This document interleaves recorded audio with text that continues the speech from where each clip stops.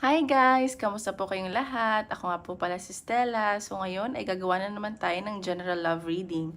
And paalala ko lang po, hindi po lahat ay makaka-resonate. Okay? This is a general reading. So please take what resonates and leave what doesn't. At kung bago pa lang po kayo sa channel ko, don't forget to hit like and subscribe para po updated tayo sa mga videos na i-upload ko. And also, kung gusto nyo magpa-private reading, message lang ako sa Facebook, nasa description box below, La Stella Micaela Tarot, or sa Instagram, La Stella Micaela Tarot. Okay? Maraming salamat po! Okay, so ngayon magsisimula na tayo. Kaninong energy kaya ang makukuha natin?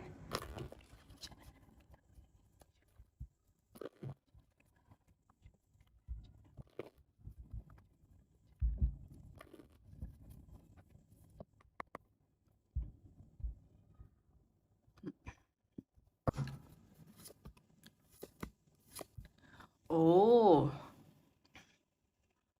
okay. So, sa nakikita ko dito, okay naman kayo ng person mo. Okay naman yung foundation ng relationship nyo. Pero parang isa sa inyo, parang nagkakaroon ng, sorry trigger warning lang. Nagkakaroon ng affair or may pinag-uusapan about pera, nagdadalawang isip, ganyan, sa work. And ayun, so parang yung energy nyo din ngayon na parang tinatamad kayo and nagmamatigas, ganyan. So, ayan, parang iba rin sa inyo nade-depress na, parang may ending na nangyari. And ayan, siguro sa trabaho to, pero okay naman kayo ng person mo. Like, okay yung foundation yung dalawa. So, tingnan pa natin, clarify natin. Or may nagkakagusto sa'yo dyan sa work. Alam mo yun, nagde-date kayo pero hindi pwede. Kasi baka kasal na yung ka-work mo, ganyan. Parang crush ba? Or may karelasyon ka. So, yun yung nasa sense ko. So, tingnan pa natin. Move natin to dito.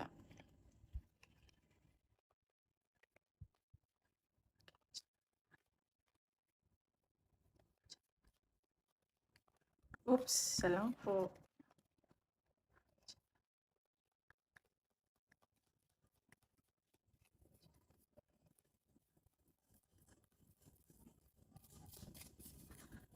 Ay, lumabas okay, ayan.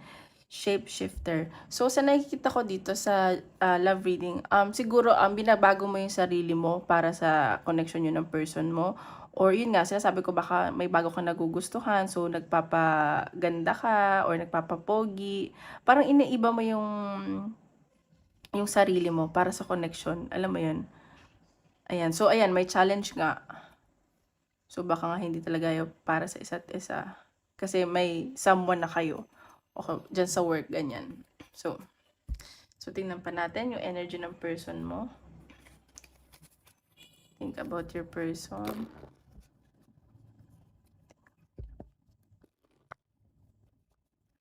Parang may binabago ka sa sarili mo, ganun.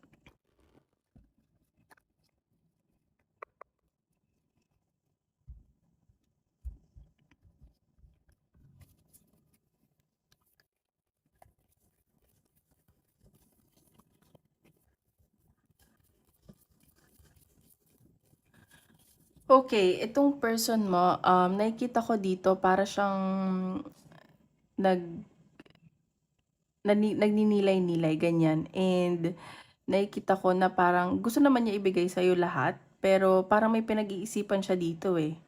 So, ayan. So, parang gusto ka niyang pasiyahin, ganyan.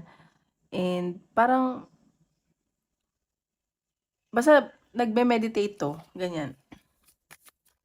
Parang nagninilay-nilay, ganyan yung nasa sense ko. Tingnan pa natin. Okay. So, nakikita ko naman, kayong dalawa ng person mo, parang, yun nga, sabi ko okay naman kayo, nagbibigayan kayo, and generous kayo sa isa't isa, lalo na tong person mo, lahat ng gusto mo, lahat ng ano mo sa buhay, binibigay niya sa'yo. Alam mo yun, para mapasaya ka. Sobrang generous nitong person mo na to. Yan. Tingnan pa natin. Okay, Ten of Cups. See? Nakikita ko sa person mo, parang gusto niya talaga na maging masaya lang kayo palagi. And yung union nyo kakaiba talaga na parang kung wala man kayo family, gusto niyo na bumuo ng pamilya, alam mo yun, parang perfect na eh. Like, wala nang problema, ganun. Siguro, isa lang sa inyo natutokso. So, tingnan pa natin. See? Masaya sa'yo yung person mo. At parang nakikita niya na nasa iyo na lahat. Ganun.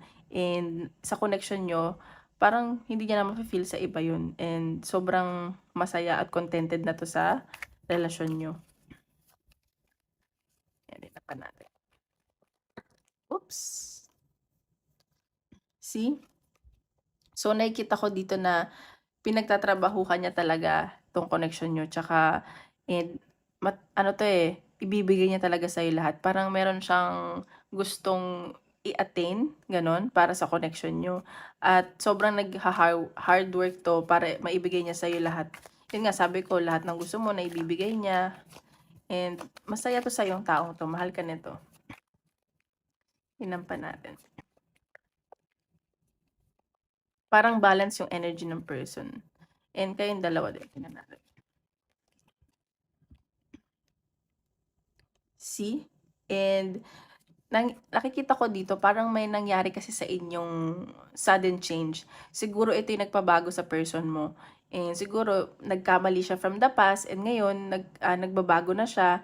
Kasi, yung mga pagkakamali niya, yung mga nagawa niya na mali, talagang it made him or her to be a better person and stronger. And sa nakikita ko naman ngayon, yung pagbabago niya is okay naman na. Parang, alam mo yun, binabago niya yung sarili niya para sa connection niyo. Or, syempre, para din sa sarili niya.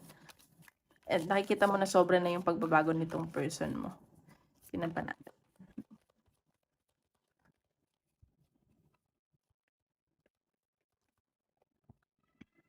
See? Ayan, no?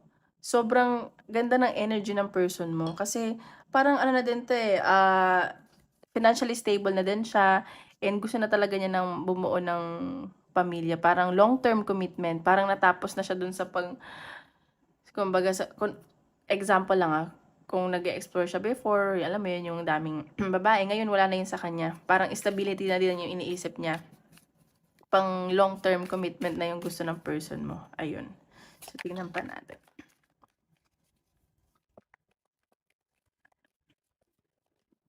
Oops. Tingnan pa natin. See?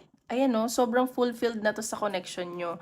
And kayong dalawa din, I mean, kayong dalawa naman is like contented na kayo sa isa't isa. Isa lang sa inyo siguro parang ano ba? Nagkaka-crush or sa office, pero hindi nga pwede. Alam mo yun, may tukso, ganun. And mahal niyo yung isa't isa. Nakikita ka niya as fulfillment. And punupunan mo yung mga yung mga kakulangan niya. Alam mo yun, and vice versa. So, okay naman yung relationship niyo. Parang equal naman yung nakikita ko. Mahal na mahal ka nito. Mahal niyo naman isa't isa. So, tingnan pa natin. Oops.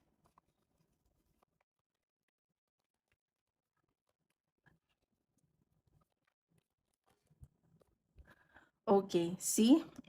So, nakikita ko dito parang yung person mo, may mga, siguro iso-surprise ka nito, may mga tinatago siya sa'yo na hindi bad thing like iso-surprise ka nitong taong to. Kasi ngayon nga, nagkamali siya, and feeling ko may ending talaga nangyari sa inyo. And, ayun, may celebration ako nakikita, humihingi din doon ng tulong sa mga friends niya kung paano kanya siguro iso-surprise. And nakikita ko yung person mo, mahal na mahal ka. Tsaka mabait naman to eh. Siguro, alam mo, hindi naman tayo perfecto. And nakikita ko na ngayon, mas magiging better nga siya at may mga ibibigay sa sa'yo na hindi mo aakalain. Siguro, not just material things, pero siguro babawi talaga siya sa'yo. Yun yung nasa sense ko. Okay? So, tingnan pa natin sa energy mo. Natin yung energy mo.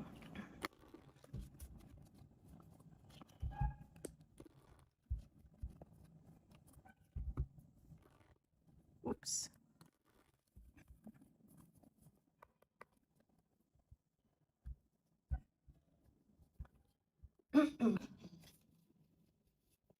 Energy ko naman.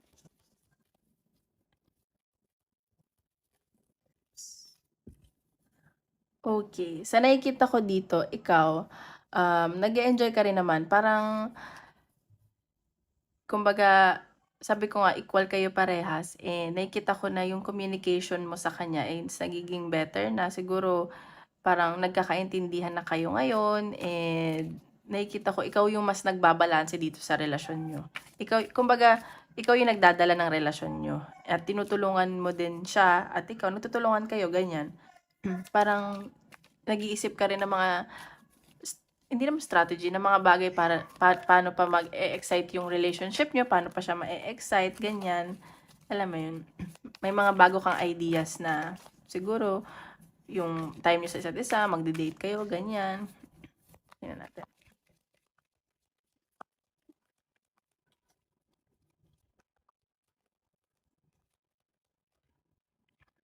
Isa lang po.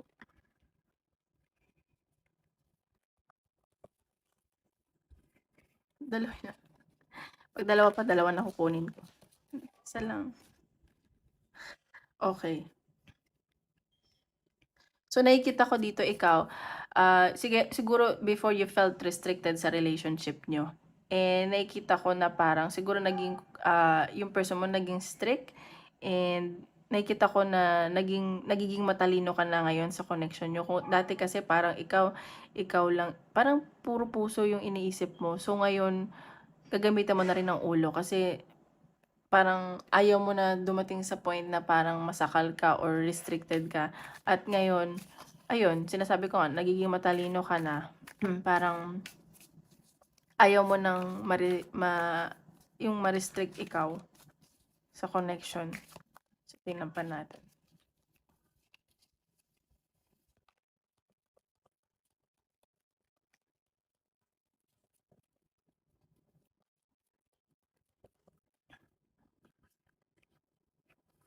See? Ikaw din naman, um, sorry. Nagfo-focus ka din sa financial mo. Parang gusto mo rin siyang tulungan, hindi lang siya. Nakikita ko na medyo nag-i-slow down ka. Alam mo yun? Parang gusto mo dalhin talaga to i-workout. Pero unti-unti, yun yung nakikita ko sa'yo. Hindi mo binibigla yung sarili mo. Siguro na natatrauma ka na, natatakot ka na. Alam mo yun? So, tingnan natin. Kasi nga, yun nga sabi ko, feeling ko may nangyaring sudden change sa inyo before, like, nakapagpabago din sa inyo. Yung person mo nagbabago na, pero ikaw parang naninigurado ka. Alam mo yun? Nagdadalawang isip, pero mahal mo siya eh. But you're taking it slow. Yun yung nakikita ko. So, tingnan pa natin.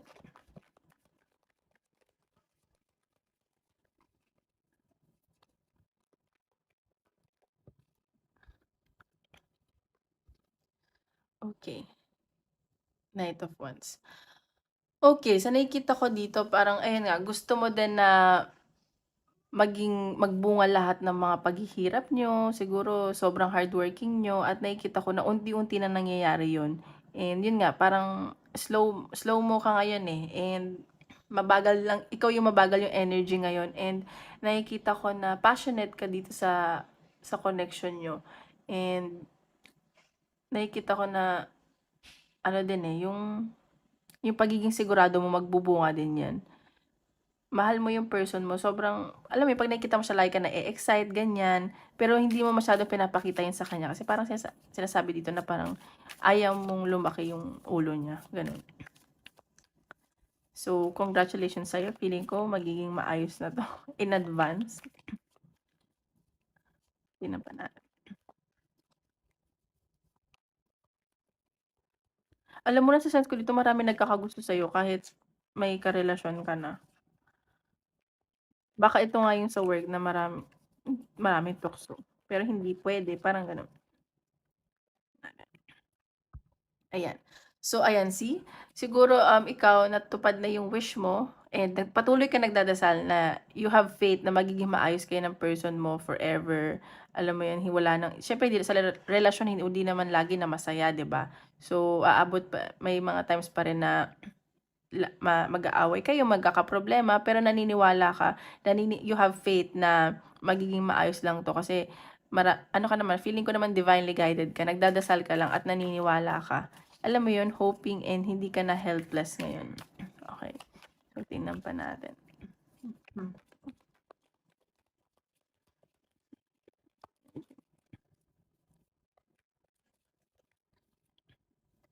See?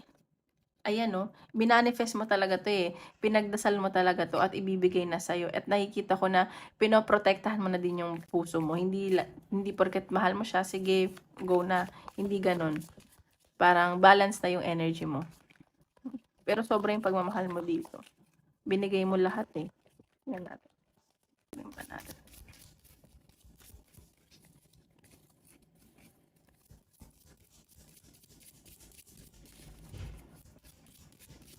Oops, isa lang po.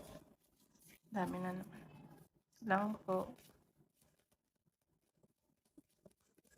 Tingnan natin. Uy, isa lang.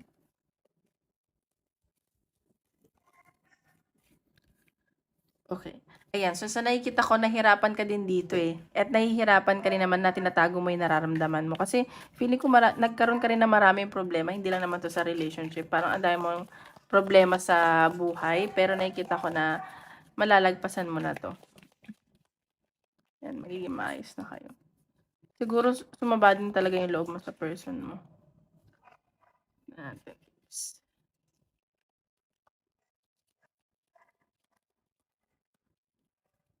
Natin. Uy. Ayan. So, see? Dalawa yung lumabas. So, nakikita ko dito na, ayan, see, same kayo na energy, mahal niyo isa't isa at gagawin niyo talaga yung lahat para sa isa't isa. Ayan o, death card. So, may nakita ko new beginning sa inyong dalawa. So, this is a good reading kasi nakikita ko na magiging maayos na yung relationship niyo. Umiwas lang sa tukso at, alam mo yun, like, mag-communicate kayo ng maayos kasi sa relationship kailangan din maayos yung communication nyo. Ayan, so feeling ko kayo na yung forever na kayo na magkakatuluyan. Okay? So, tingnan pa natin advice ng universe. Wait lang. Ano ko lang yung card? Wait lang.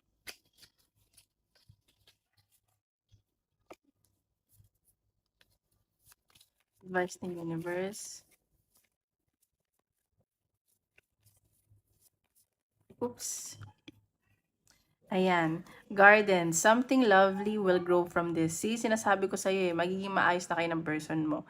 And lavender, surround yourself with love. So, sa ngayon, kung naging negative ka noon, may mga nangyari, ngayon, like, do everything with love. Kahit anong gawin mo. Hindi lang sa connection nyo ng person mo, but sa lahat ng bagay. Kasi, usually, it starts from love talaga eh. Ayun. So, ayan. Magtiyaga ka lang and, alam mo yun, pagtrabahuhan nyo to. So, ayan. Congratulations. So, ngayon, check natin sa career. Tanggalin na natin itong mga to. Wait lang. Ay. Wait, sorry. Tingnan naman natin sa career. Oops. Sa career.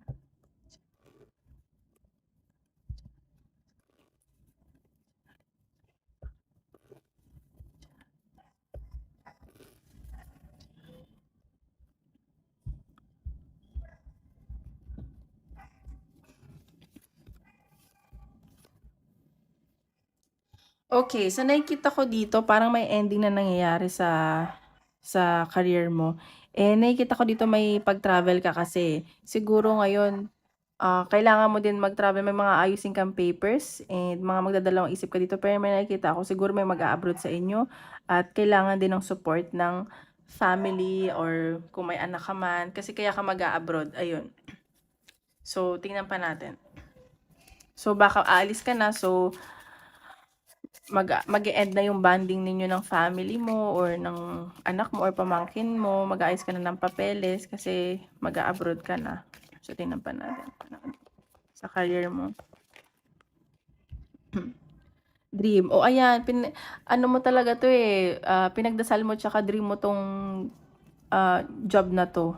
Ayan, so congratulations kung kanino man yung reading na yan. At ayan, makukuha mo na daw yung hinihiling mo. Tingnan pa natin advice ng universe.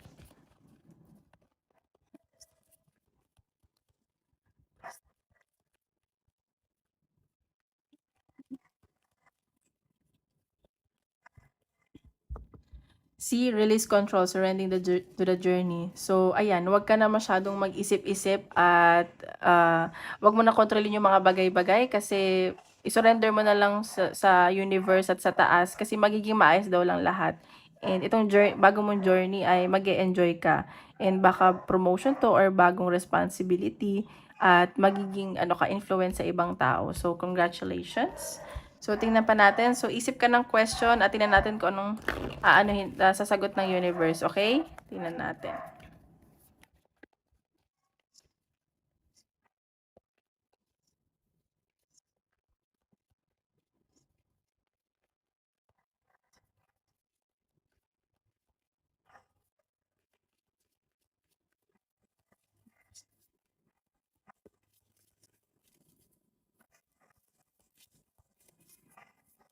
Anong basa?